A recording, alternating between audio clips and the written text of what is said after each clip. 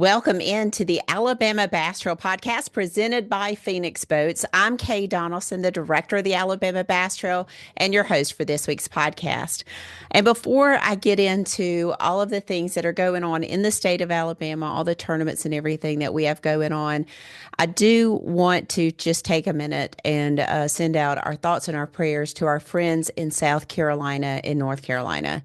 As most of you've probably seen on the national news, there's over 175 fires that have been reported. And as most of you know, a lot of those people have already been devastated by the Hurricane Helene earlier last year. And it just seems like they are just getting hit left and right. And it's really hard. We have a lot of friends through the fishing industry that we know in those areas, and it really hits home when you see your friends that are faced with that. Our Kenny Curnow, our TV producer, lives in North Carolina, along with some of the other team there at Anglers Channel. So we hate to see those people involved in anything like this. And then also our good friend Neil Paul over at Anderson, visit Anderson at Lake Hartwell to see that, he personally, I've spoken with him and he's not personally affected at this time. But if you've been in Alabama in the last couple of days, you've seen the amount of wind that we've had, as well as the amount of wind that we're going to see come through here Tuesday and Wednesday, up to 50-mile-an-hour winds in the area that I'm located in. And that can certainly spread a fire very, very quickly, spread the embers, start new fires and all of that. So our thoughts and prayers are certainly with those that are affected and those in the surrounding areas. So thoughts and prayers going out to them. Very scary. We've done some burning around our new house here, and luckily we were able to do it in the fall when we had very little wind. But it doesn't take much to make those winds really spread those embers and those ashes and cause some major widespread damage. So thoughts and prayers going out to them. In the state of Alabama and in South Carolina and in Georgia and all the southern states, fishing is certainly in session. Got a chance to watch a little bit of Bassmaster Live this weekend. I don't get a ton of time to do that, but I actually took Friday off. I had my nephew got married this weekend, and so I wanted to be available to help run errands and do things for them.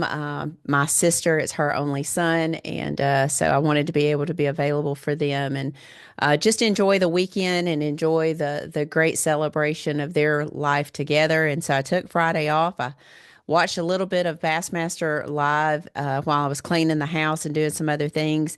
Had to work just a little bit, but was able to take the majority of the day off, enjoy the beautiful weather in the state of Alabama. So it was nice to be able to watch some of that and take that in.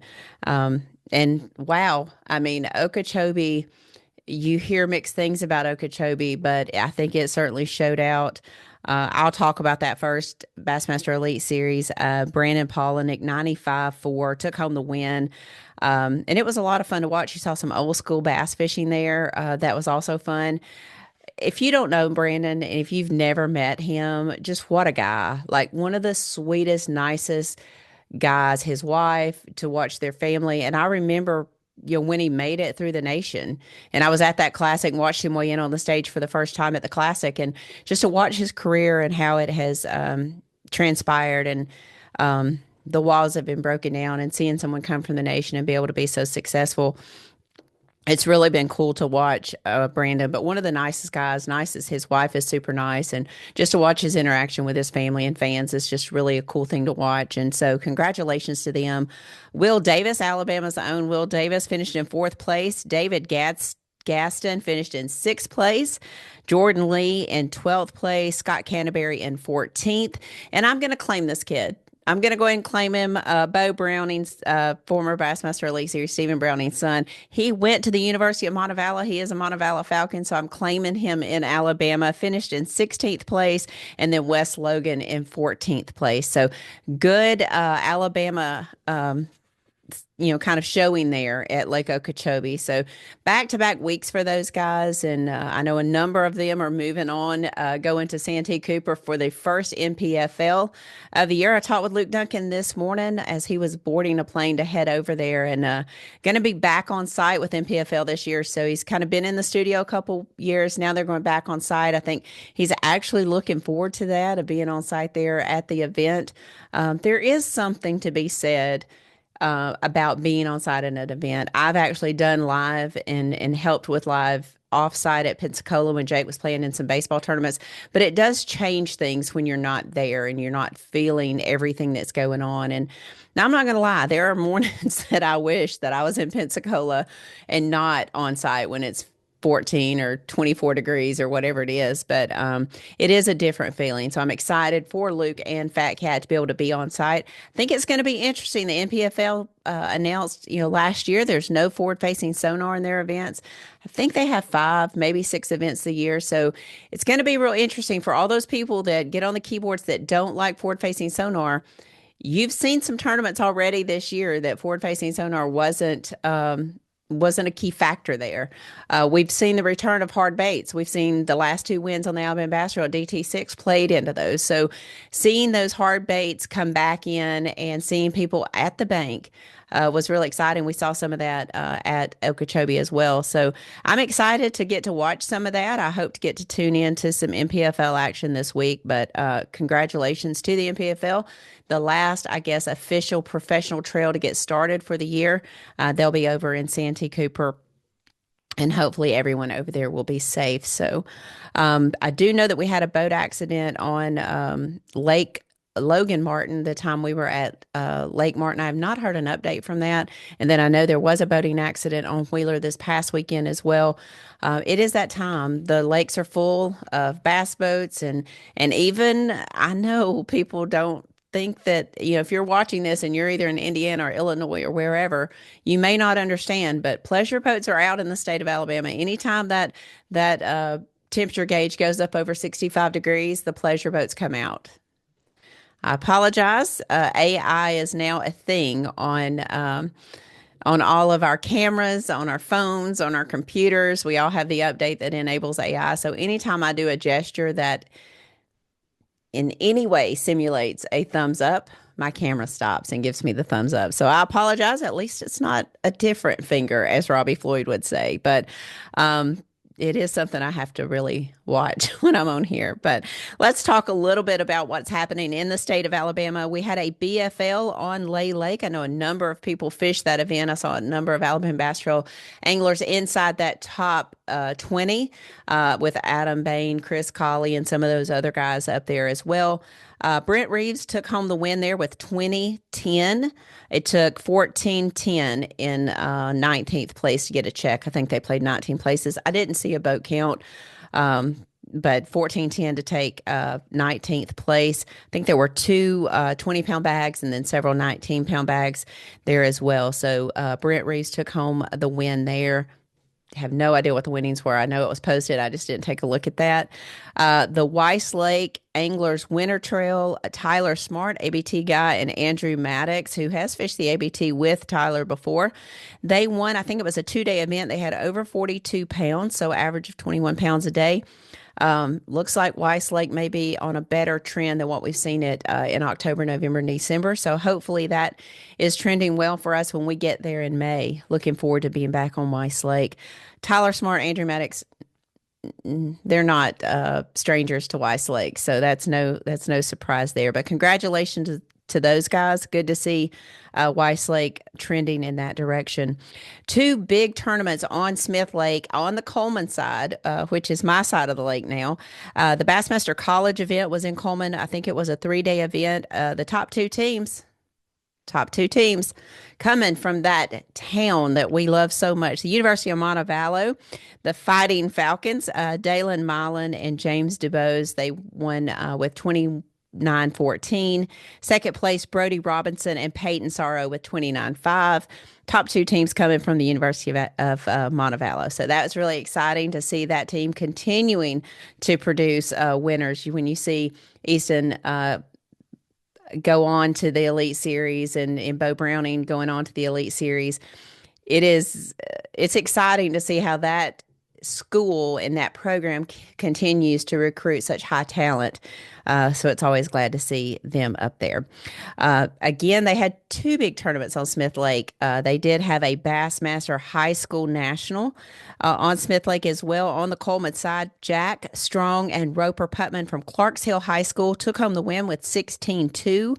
But in a close second place, Thomas Turnbull and Caleb Miller from the Miller boys on the Alabama Bass Trail. They are fishing for Evangel Christian High School. They had 15-4.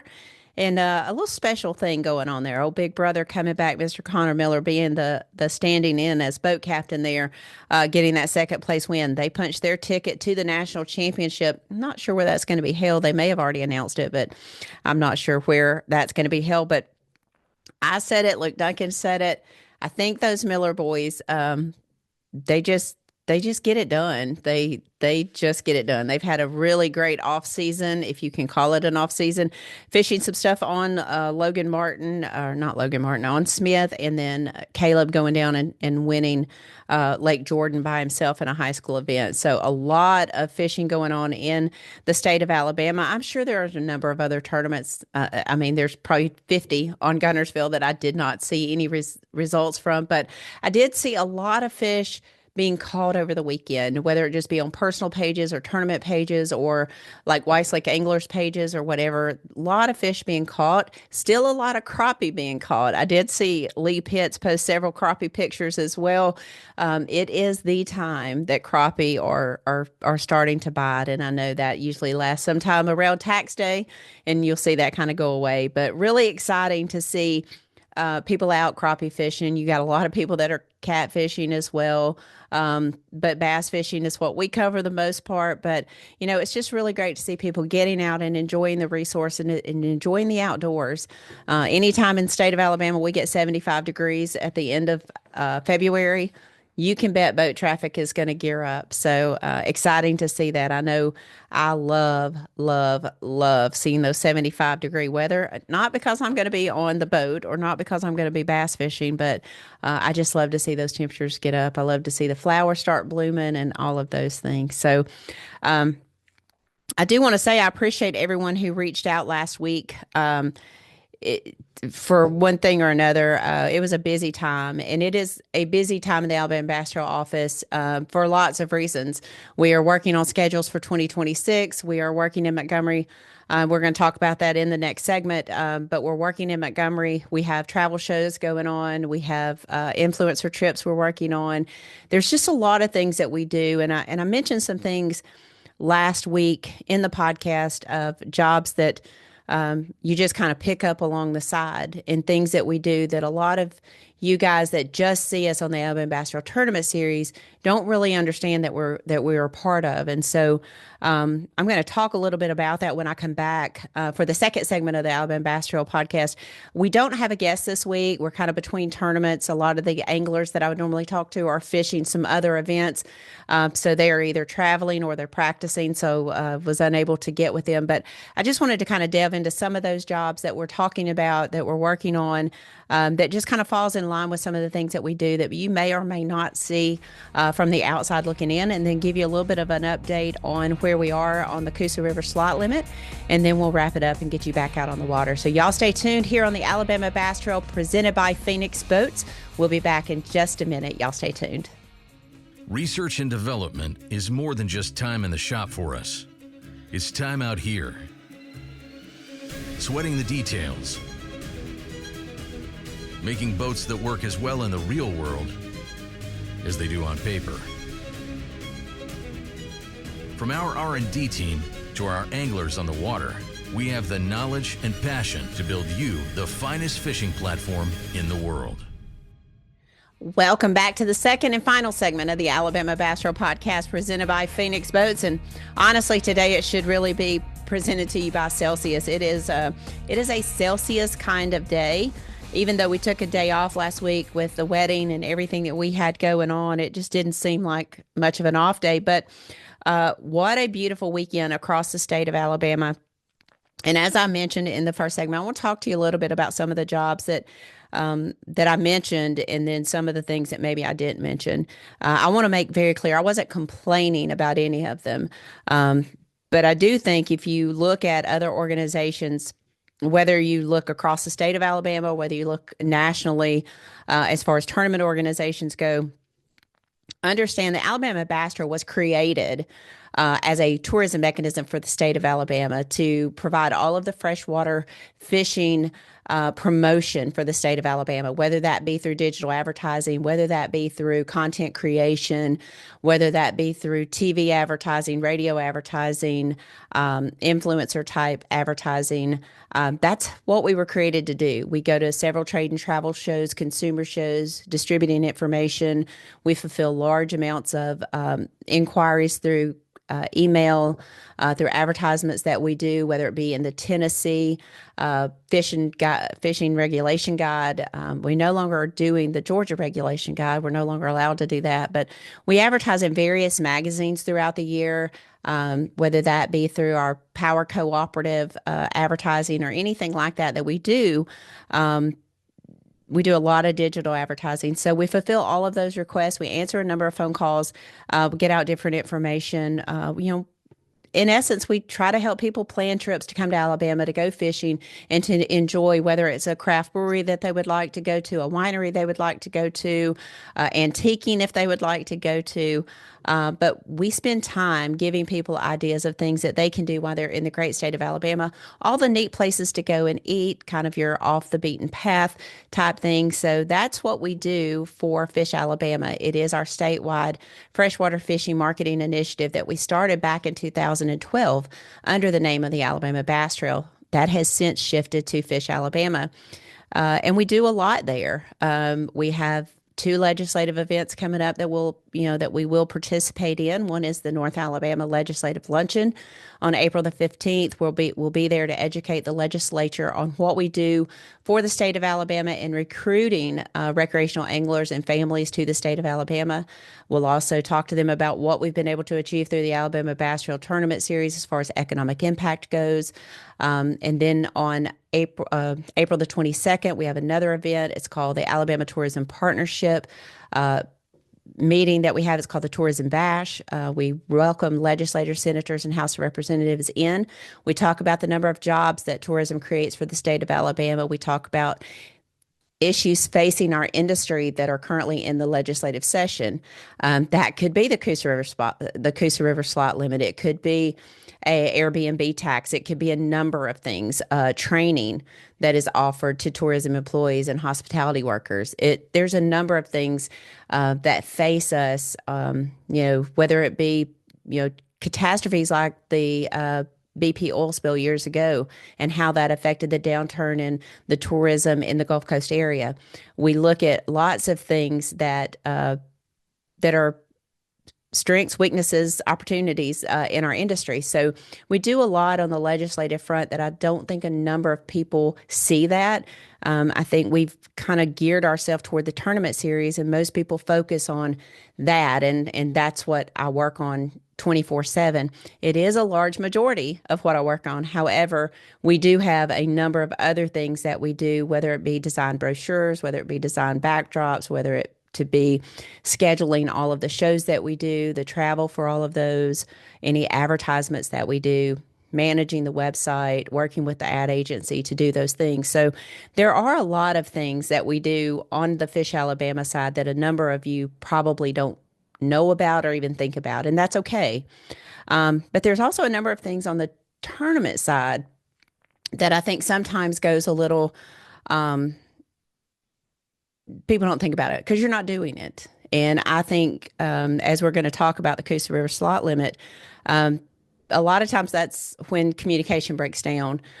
You have an idea of what you think it takes to do certain things. I would never go in and try to tell somebody how to build a Chevrolet Silverado truck. Have zero idea how to do that. I remember how fascinated I was the first time I ever watched a Phoenix boat be built. As of no way I could go in there and tell Teresa Johnson and Gary Klaus how to build a Phoenix boat. But I think the things that you don't see, from lining up the insurance for the events, the workman's comp insurance, the directors and officers insurance for our board of directors, to making sure that our credit card processor works, to make sure that those fees are negotiated, as I mentioned earlier, in our meetings with our teams, to making sure that everything, if you assign an alternate, that it's in our system, to making sure that we had teams that hit submit twice and they got two different team IDs and they were registered twice, and getting those canceled out and refilling those positions, all of the customer service things that have to be. Do we need porta potties at one location? Do we need golf carts at one location? Have we got the permits ready? Do we have insurance writers for those events? Do we have the team? Have we invoiced for the team so they can get paid? Have we sent invoices to our sponsors? Have we received those checks for those invoices? Do we have enough checks to pay? Do we have everyone registered in the boat that they're fishing in case they get a contingency program? There's a lot that goes on that most people don't see. And I want to reiterate, there are two full-time employees, and that's myself and Angela. Are we getting the story out to the people that matters? Are we maintaining and growing our social media site? Are we reporting that to our sponsors? Are we making sure that they're kept aware of everything going on positively on the Alabama Bass Trail? There are so many jobs that happen on a Monday through Friday basis that most people don't see. And then there's Saturday. And there is, okay, it's more important to have Luke, Darren, and Jason out chasing boats. Okay, you get to go call boats out. So then you run back to your camper and you try to get ready to get on live to be able to watch everything. Then after that, it's making sure that everybody is set up and ready for the weigh-in after, cover everything with John and Daniel, make sure we have a good plan for everything. We have power, we have backup power. We have scales, we have backup scales. All of those things, all of those boxes have to be checked every tournament. And that's pretty easy until it's not, until you have someone who needs your attention here or someone that needs your attention there. Tournament days in a perfect world are perfect. But in 12 years, I can tell you I would count less than 5 perfect situations that we've had. So whether it calls for me to be sitting there posting on social media because Jason has to be at another event, then that's what I do. If it calls at the Alabama River when we were down 2 volunteers and I needed to go direct traffic at the boat ramp, then that's what I do. Anyone on our team would do that. I'm not necessarily touting my horn. We just do the things that we have to do to make things work. And I think a lot of times that gets overlooked because if you look at bigger organizations such as a BASS, they have a customer service person, they have an accounting department, they have a full legal team that are in their house with them, in their office building with them. They have their tournament assistants. I think they're called CTAs or something like that. So they have their tournament assistants that come to the event, and I guess that's your Mark and your Franks and all of that. But they have their tournament directors. They have their tournament assistants that are going to be they're running the computer system. They have all of them in their office 24/7. They have a customer service department. They have all of these different departments, which basically in the Alabama Bass Trail boils down to me or Angela. They have a complete sponsorship department. That's all they handle, sponsorships and activations with those sponsors. That's Angela and I. So just understand that we have a ton of stuff going on and we are working for you and we're working for the state of Alabama. We're doing everything within our power to continue to make the Alabama Bass Trail one of the strongest organizations in the country. And understand we're probably the second largest amateur tournament trail in the country that's ran by, 2 people. So I said all those things last week to just say we pick up a lot of extra tasks because no one else is here to do that. And we do it because we want to make this the best. So I was not in any way, shape, form, or fashion saying I didn't want those tasks. I'm just saying that there are tasks that come with growing and being able to manage budgets And to be able to give back 100+% to the anglers, it requires that we do a lot of things that necessarily don't fall within our job description. So, and one of those, um, for some reason, and I'm fine with it. Um, every time an issue comes up on social media or in the news or whatever, uh, the Alabama Bastrals look to is they should be the ones out in front doing this, or you should be leading by this, and you should be doing like this, and I get that we're the largest tournament organization in the state, um, but also remember there's a ton of extra work that we're already doing, and so just because we're not out vocal on social media or that you don't see us pounding our fist on the podium doesn't mean we're not working on your behalf. Um, I've been in this business for I think June 1st marks 20 years. I will have worked in the tourism industry in the state of Alabama.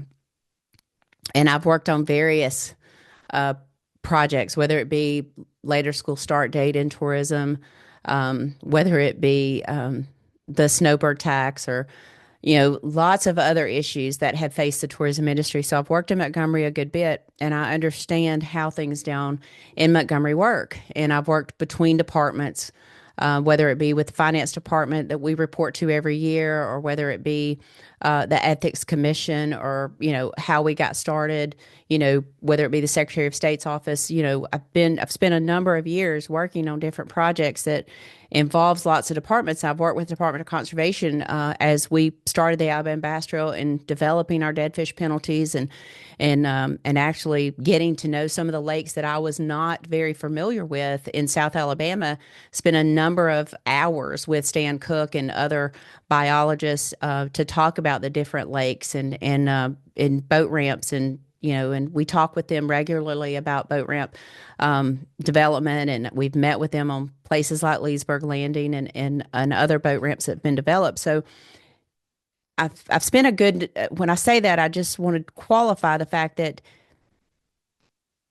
we spend a good deal of time working with multiple departments within the state government. So I know that a lot of times people comment that why is the Alabama Bass Trail not this, or why is Kay Donaldson not doing this? And understand it may not be that I'm on social media because I'm behind the scenes working, or I'm busy either being in Montgomery, being about the work. A lot of things don't need to be played out on social media. So I want to just say that. Doesn't mean that we're not working. It just means we're not working on social media at the time. I think from the very beginning of the Coosa River slot limit issue, I think I've been very upfront with everything that we've been told from start to finish.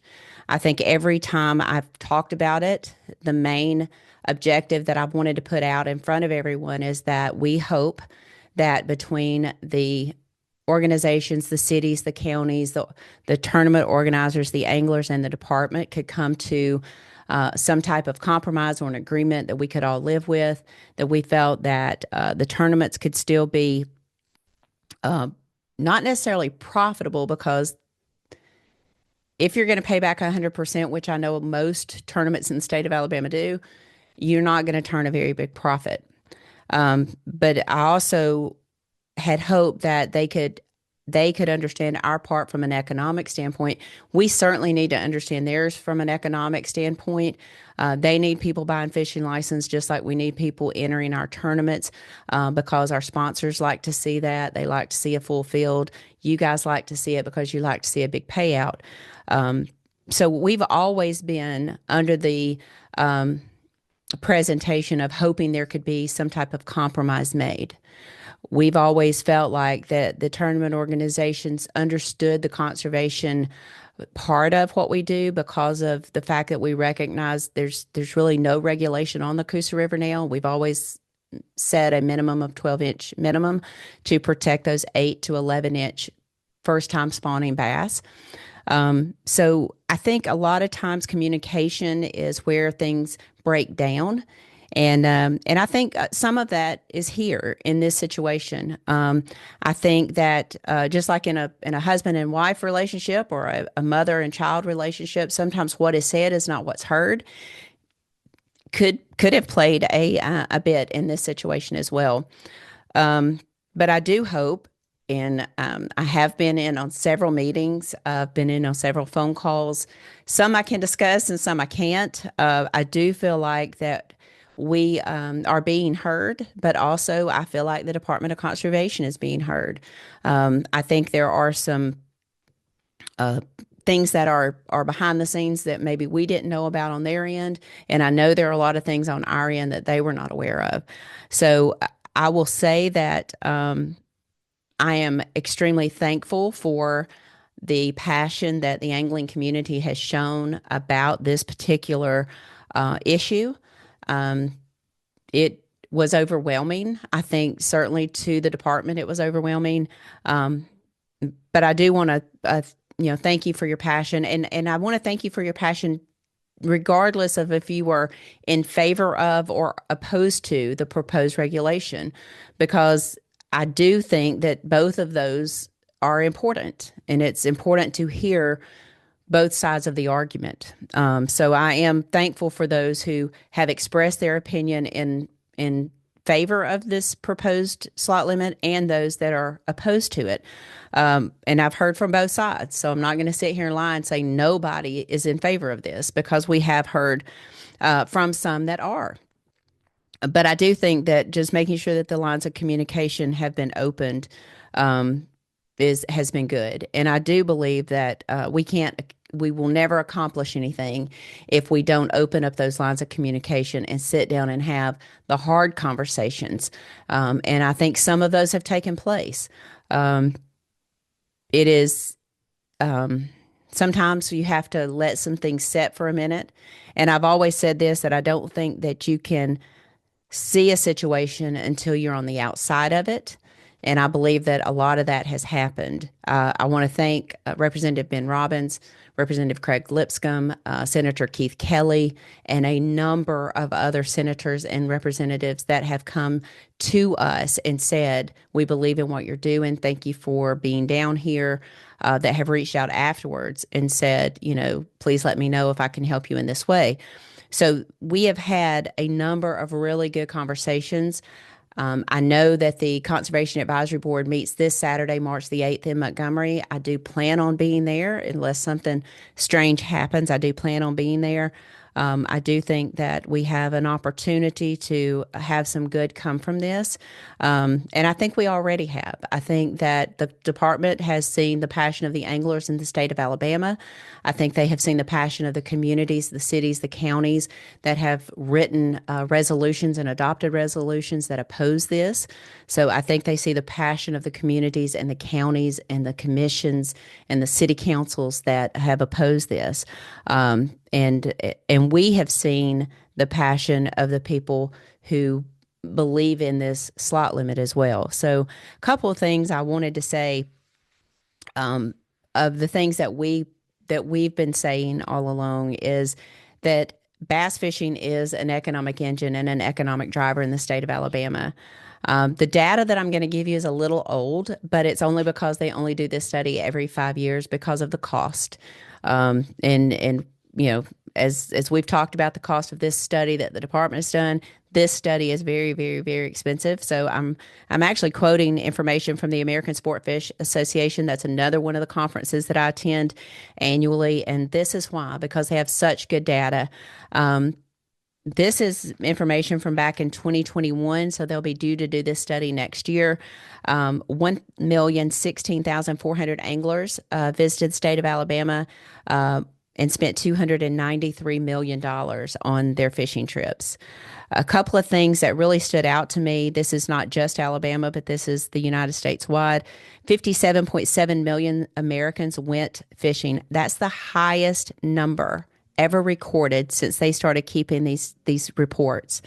21.3 million women went fishing in 2023. That's the highest number of females ever reported. And 37% of all anglers that bought license were females. Again, the highest number ever recorded since they've been keeping up with this data. We've seen growth in African American participants. We've seen growth in Hispanic participants. We've seen growth in the youth. I don't think anyone in Alabama would dispute the fact that we've seen the growth in the youth movement. 13 million youth went fishing in 2023. That was up from 12.7 in 2022. And then 20% of the female anglers have kids between the ages of 6 to 12. So you can almost bet that they're going to raise those children to enjoy fishing. This is all freshwater numbers. So I did not look at any saltwater numbers because I mainly concentrate on freshwater. But that also, with the Alabama numbers, was freshwater. So one thing that really stood out to me, and again, this data is old, it's from 2021, 431.6 million was the economic output of fishing in the state of Alabama, and it supported 2,970 jobs. Some of those jobs are Department of Conservation freshwater fisheries jobs. Some of those are the guys who work in the fishing department down at Mark's Outdoors and in Academy Sports and Outdoors. Some of those jobs are my jobs. People like me, people like John and Daniel that fill in, and they are part-time jobs. But when you have 12 part-time jobs, that's 6 full-time jobs. So we are, we're proud of those numbers. That is quite accomplished. And I will say that our numbers from the Alabama Bass Trail's perspective is between 2014 and 2024, the Alabama Bass Trail generated just over $103 million in economic impact for the state of Alabama. And when you talk about that and you talk about the number of tax dollars that contributes to the general fund and the number of tax dollars that is paid in alcohol tax, gas tax, any of that might go into the education trust fund, depending on the area that we're in, depends on how much of that money goes into the education trust fund. But I know in Decatur, all of our liquor tax, alcohol tax, a large majority of that was earmarked for education. And so a large number of that goes into the education trust fund. So it all kind of boils down. I think it's really important to know that and to know where your dollars are going. And then on top of that, all of the tax that's collected from the baits that you buy, the rods and reels and tackle and everything that you buy, how much of that goes into the excise tax that grants federally are matched with at the state level that they are able to develop projects. One of the things that I learned last week in attending one of the meetings is there's over $30 million worth of access, boat ramp and access points that are currently being constructed in the state of Alabama, with the large majority of that going on the Coosa River. So, department doesn't want to spend a ton of money on access points and not have people using it. So I just think that the lines of communication needed to be opened, and they were. I'm very, very, very hopeful of what we'll see come out this week and going into the weekend from the Conservation Advisory Board meeting. I know a number of us will be there, and we're looking forward to hearing what they've got to say. But due to this, I do also want to say, for those of you who have followed the Alabama Bass Trail for a number of years since the ABT 100 came into existence, typically this Friday, the 7th, would be the date that we would release the 2026 Alabama Bass Trail 100 schedule. But because of the very important meeting taking place on March the 8th in Montgomery, we're going to withhold that schedule and hopefully announce it the following week. No later than March the 14th. We do hope to have that schedule out to you. It is ready, provided everything is okay. We're ready to announce it. Everything is ready for that. We are just waiting to see what the Conservation Advisory Board proposes. And again, just because they propose it does not mean that's how it will happen, because it does still have the 120 days of legislative review to go through. So, but we are waiting to see what that decision is. Hopefully we'll know before the meeting gets there what that's going to be. But I did feel like that it would only be in our best interest and in our anglers' best interest if we hold off on making that announcement on the 2026 Alabama Bass Trail 100 schedule. So we are still scheduled to release the Alabama Bass Trail schedule the first Friday in May. So everything is pretty much on cue for how we normally do things. The schedule will come out no later than March the 14th for the ABT 100. We'll still open registration June 1st.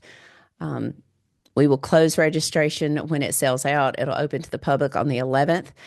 Just a reminder, I said this during our meetings, but I will remind everyone this year to just be mindful of the fact there will be a credit card processing fee on all your registrations.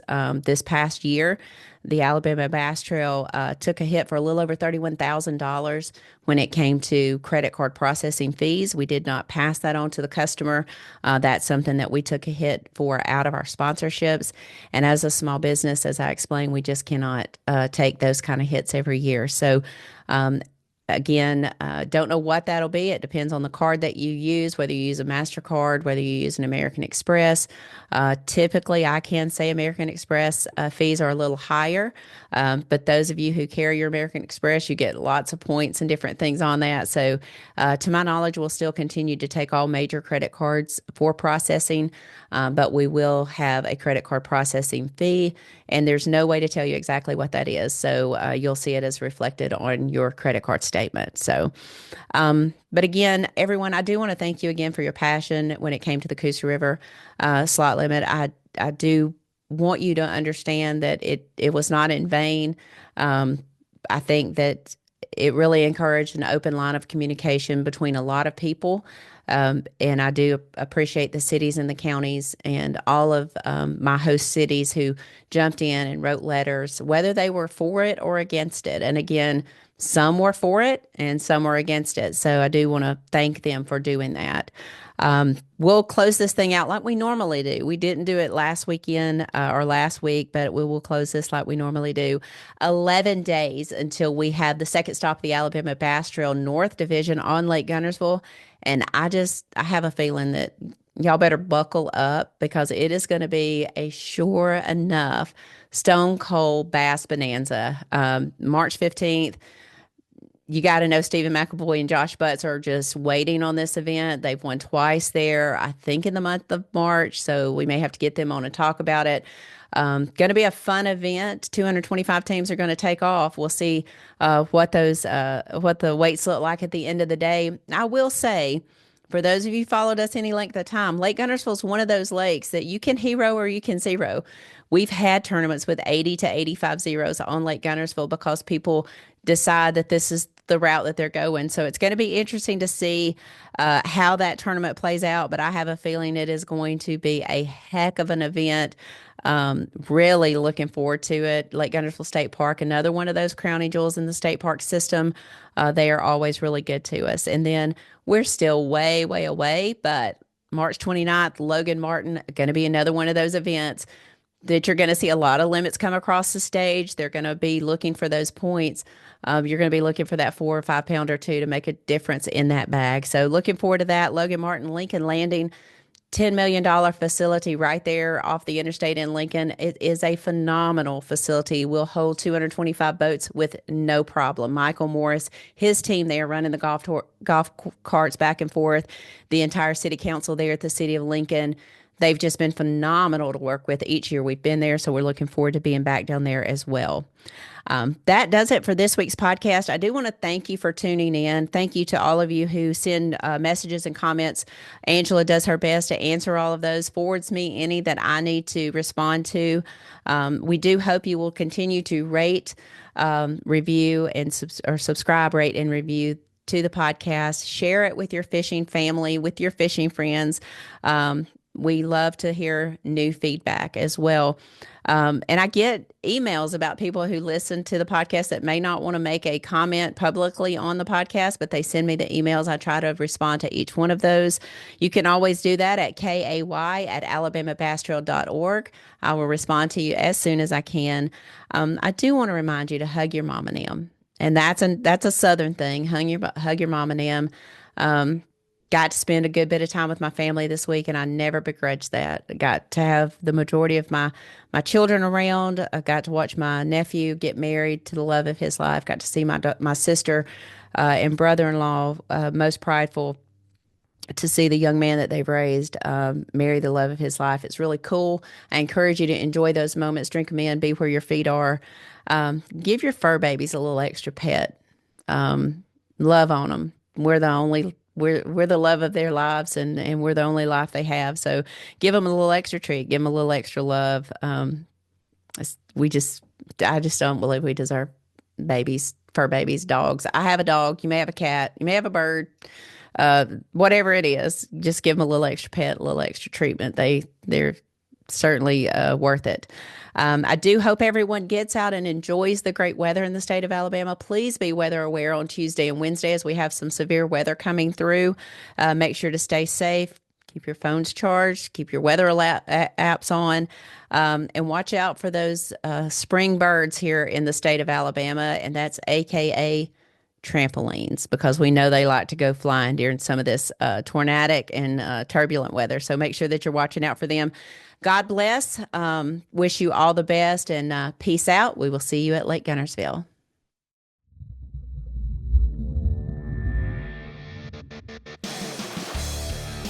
Thanks for listening to the Alabama Bass Trail Podcast. To learn more about the Alabama Bass Trail, make sure and visit alabamabasstrail.org.